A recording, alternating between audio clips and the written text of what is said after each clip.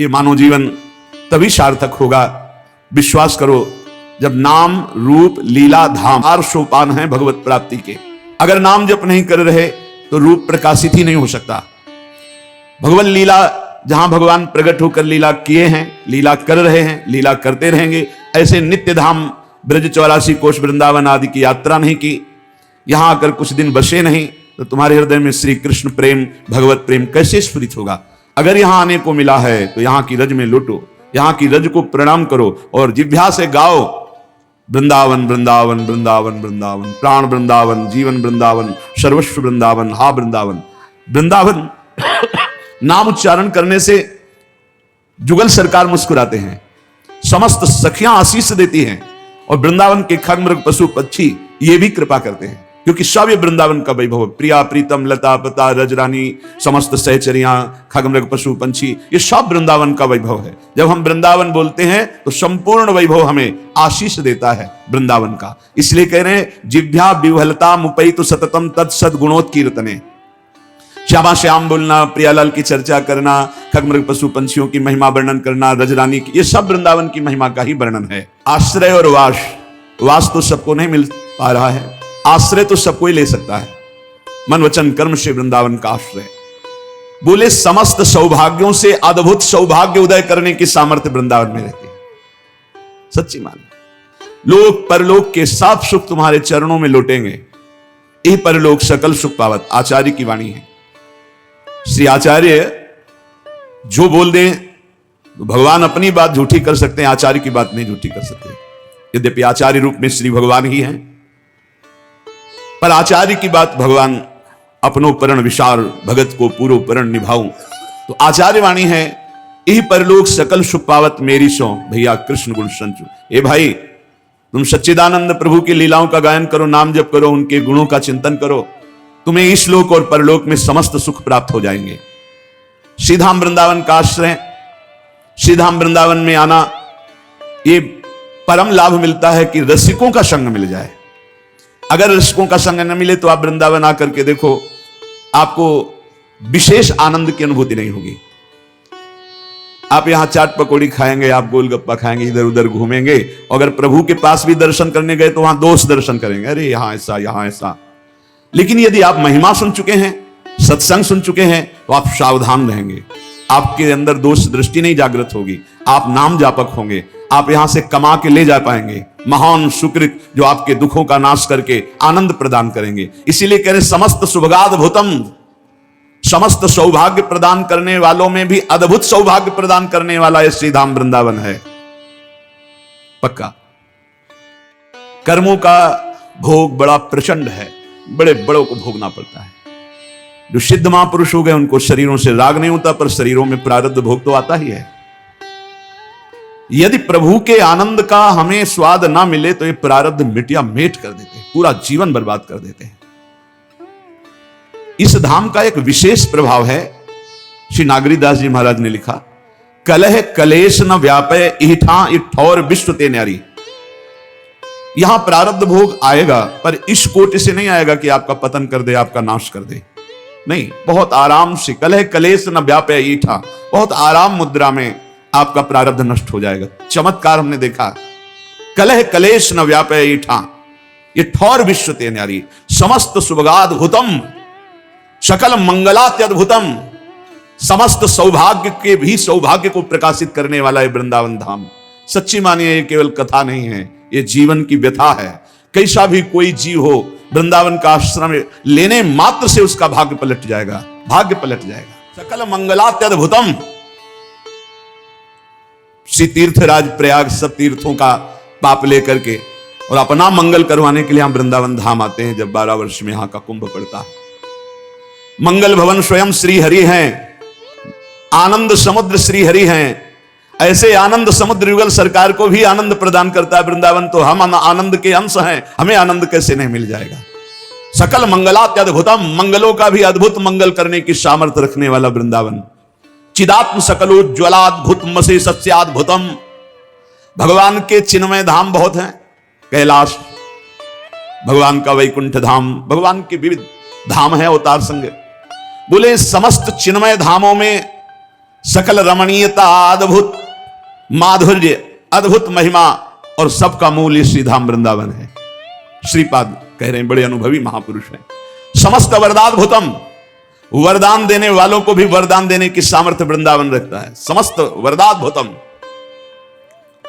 एक माई बांके बिहारी लाल की शोभा देखकर मुग्ध हुई, घर गई, अपनी जेवर बेची, कुछ और भी जो मूल्य सामग्री थी बेची और आई और फूल बंगला बनाया।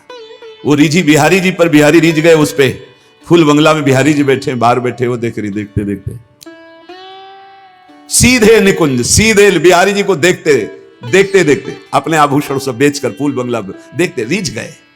वो बिहारी जी को देख के रिझ गई, बिहारी जी उनको देख के रिझे। समस्त वरदाद्भुतम, इससे बड़ा कौन सा वरदान होगा। बिहारी जी को दर्शन करते हुए बिहारी जी को सुख प्रदान किया, फूलों के बंगला में बैठाल कर लाडले को निरखते हैं। क्या तरसते हैं अपने लोग कि ऐसी मृत्यु हो जाए, हमारे इष्ट सामने हो और उनको देखकर प्राण निकल रहे हो, और जो जीवन में कमाया उससे उनका श्रृंगार कर दिया। बलिहार जीवन। श्रीधाम वृंदावन वरदान देने वालों को भी वरदान देने में समर्थ। इसने श्रीधाम वृंदावन का आश्रय अखंडवास स्वीकार कर लिया, नहीं हो सकता। बहुत ऐसे उदाहरण हमने देखे, बहुत उदाहरण कि बड़ी बुरी दशा शरीर की और बड़ी उच्च कोटि की दशा को प्राप्त हुए शरीर छूटते ही, बहुत उच्च कोटि की दशा को। ये आंखों देखी घटनाएं हम बता रहे हैं आपको। विश्वास कीजिए, श्रीधाम वृंदावन का चमत्कार देखा। वो जब आते थे बहुत भागवतिक प्रश्न करते थे, बड़े स्वस्थ शरीर के थे। एक दिन हमने कहा कि ऐसे प्रश्न करते करते शरीर छूट जाएगा, बंद करो ये सब प्रश्न करना और श्री जी की शरण में होकर नाम जप करो, मत जाया करो विदेश, यहां अपने धर्म से युक्त होकर प्राण त्यागने की तैयारी करो। उनको लग रहा था कि संत जन ऐसे बोलते रहते हैं। कुछ दिनों में आए और उनका कैंसर हो गया, शरणागत। हमको आप डरना मत, जितनी श्वासें बची राधा राधा बोल गए। ऐसी हालत हो गई कि पूछो मत, कैंसर तो जो अपना रूप धारण करता है। कहा भाई, अरे वो तो रो पड़े, बस तुम वृंदावन आ जाओ। कैसे आ सकते हैं, यहाँ सब डॉक्टर वो जकड़े हुए, वो सब लगे हुए, कैसे, कदापि नहीं आ। भाई अब तुम्हें जाना है, तुम बस आ जाओ वृंदावन, हमारी बात मान लो, जैसे बने वैसे तुम आ जाओ, तुम्हें जाना है, कोई डॉक्टर नहीं बचा सकता, तुम आ जाओ वृंदावन। ये सामने भक्ति वेदांत में जब आए सूचना मिली, गए तो दृश्य बदल चुका था, आंखें धस गई, सब शरीर रो पड़े, महाराज भयंकर कष्ट। तो एक चितवन होती है हमारी श्री जी की, वो निहाल करने वाली होती है, वो बनावटी नहीं होती।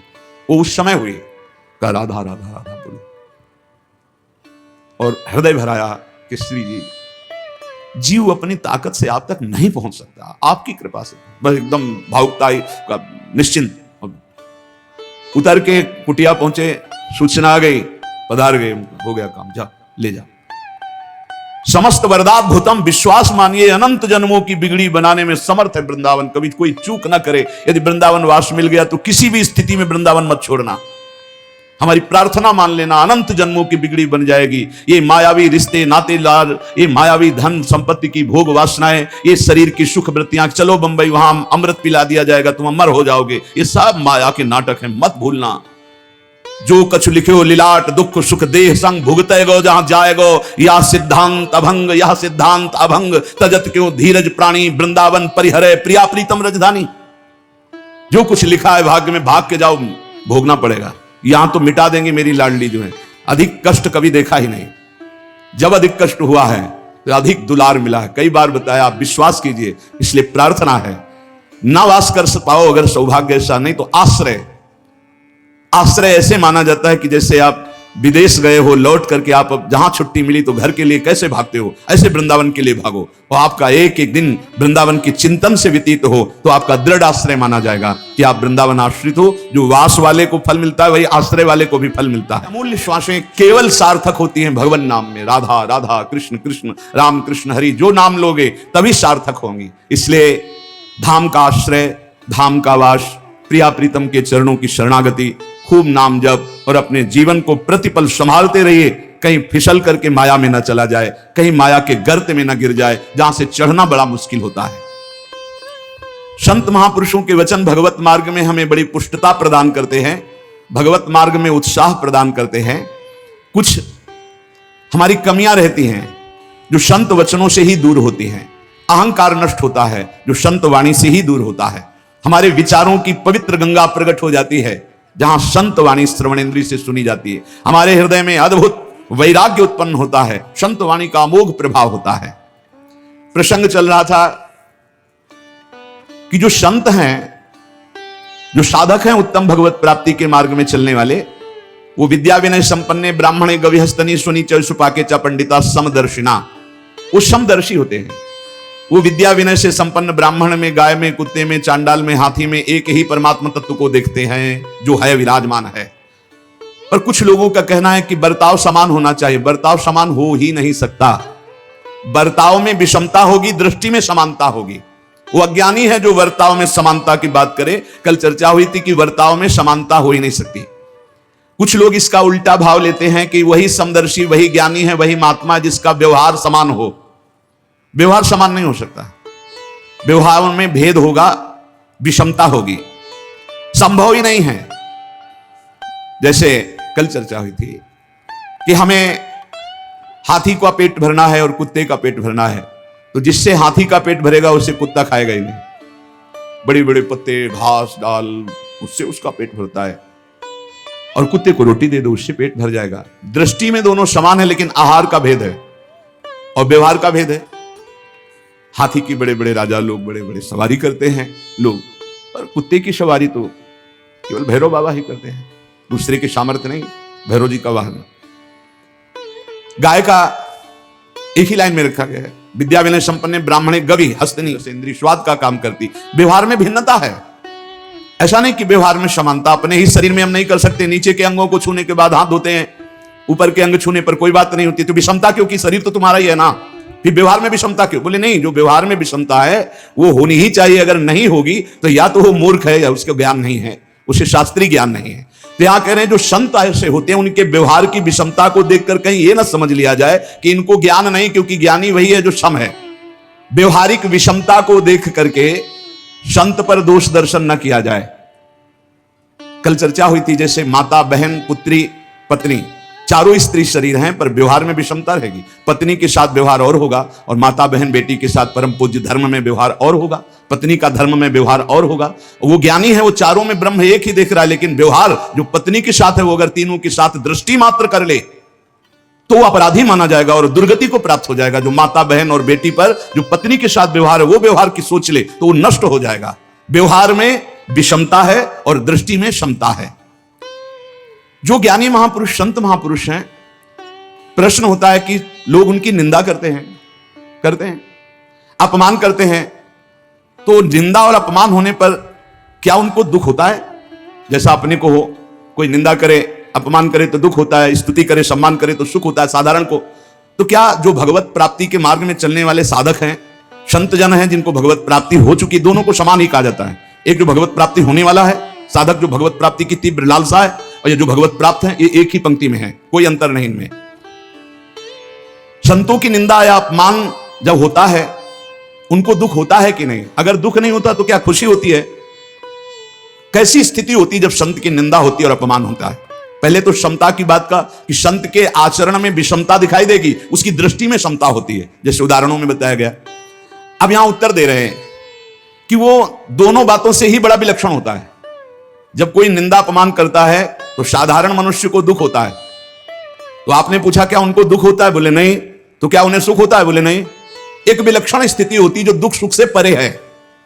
अब लोगों की स्थिति केवल दुख और सुख में होती है, और संत की स्थिति दुख और सुख से परे होती है। सुख दुखे समय कृत्वा, न हर्ष है न शोक है। जहां मान, अपमान, निंदा, स्तुति में किंचन मात्र न हर्ष न शोक, वो संत है। न शोक हुआ न हर्ष हुआ।